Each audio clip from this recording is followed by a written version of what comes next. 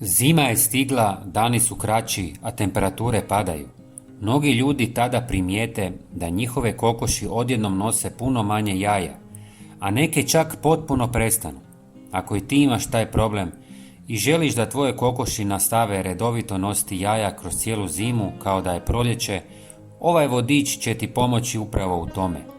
U samo nekoliko minuta možeš naučiti što trebaš napraviti da tvoje kokoši ostanu zdrave, zadovoljne i produktivne, čak i u najhladnijem dijelu godine. Najvažniji faktor je svjetlo. Kokošima treba oko 14 do 16 sati svjetla dnevno da bi održale redovitu proizvodnju jaja.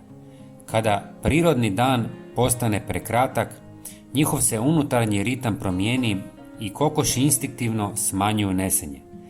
To se može vrlo jednostavno riješiti postavljanjem obične led žarulje u kokošinjac. Uključi je rano ujutro i ostavi do ranog večernjeg sata. Nakon otprilike tjedan dana, kokoši se obično prilagode i količina jaja se vraća gotovo na proljetnu razinu. Iskusni uzgajivači na večer polako priguše svjetlo jer nagli mrak može uzrokovati stres. Sljedeći važan faktor je toplina. Kokoši bolje podnose hladnoću nego što većina misli, ali gube mnogo energije ako su im noge ili mjesto za spavanje hladni i vlažni. Pod u kokošinjcu treba uvijek imati dubok i suh sloj slame ili piljevine. Zimi je najbolje imati oko 15 do 20 cm stelje kako bi se stvorila dobra izolacija. Kada su noge i okolina suhi, kokoši lakše održavaju tjelesnu toplinu i više energije mogu uložiti u nesenje.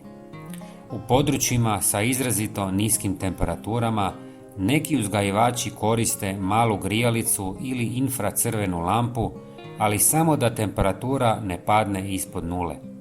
Pretjerana toplina može uzrokovati probleme s disanjem, zato je umjerenost ključna.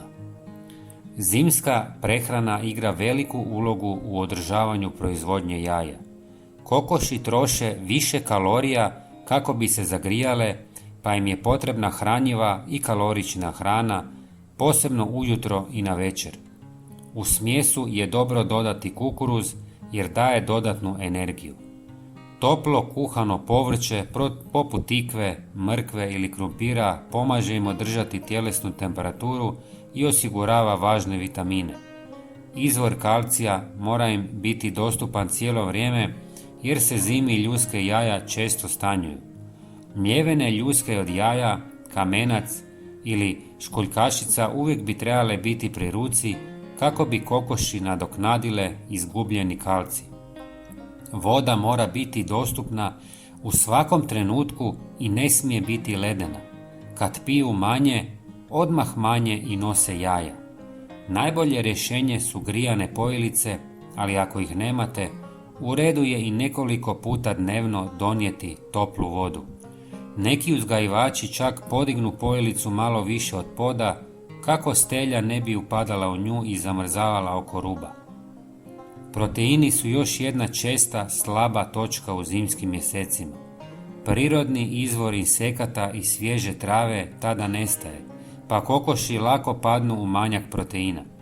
Možeš im povremeno dati kuhanu ribu, malo mesa iz juhe, sušene crviće ili malo svježeg sira. Čak i malo povećavanje dnevne doze proteina primjetno poboljšava proizvodnju jaja. Postoji i nekoliko manje poznatih trikova koje koriste iskusni uzgajivači. Jedan od njih je dobra ventilacija bez propuha. Kokoši teže podnose vlagu nego hladnoću, pa kokošinjac mora imati svjež protok zraka, ali bez izravnog udara vjetra. Koristan je i sustav duboke stelje, gdje se stelja tijekom zime postupno kompostira.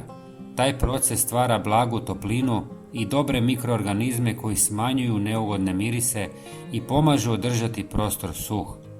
Neki dodaju i malo češnjaka u prahu ili jabučnog octa u vodu jednom tjedno, kako bi ojačali imunitet kokoši u hladnom razdoblju.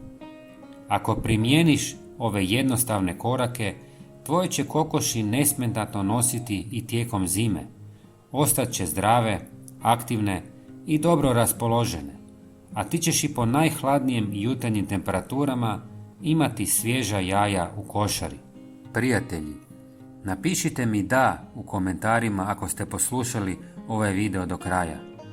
I tako ćemo širiti pozitivnu energiju, imat ćete jako puno jaja.